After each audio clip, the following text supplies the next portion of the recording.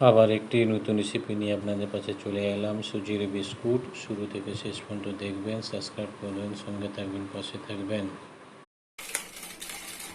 চিনি দিয়ে ভালোভাবে গুলে গেছে, দিয়েছি অল্প পরিমাণে সুজি দিয়ে ভালো করে মিশাতে হবে। একটা ডো সুজির ডো তৈরি করে নিতে হবে। দিয়ে দিচ্ছি দুধ পাউডার, এটা দিয়ে ভালো করে গেছে। এইভাবে একটা চামচ সাইজে একটু উল্টিয়ে দিবেন। দেখুন কত সুন্দর একটা কালার আসছে।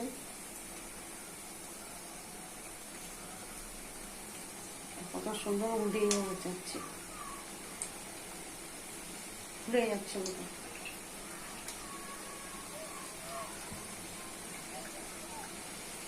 সুজির বিস্কুট রেসিপিটি রেডি হয়ে গেছে। কত সুন্দর, কত টেস্টি, কত মুচমুচে।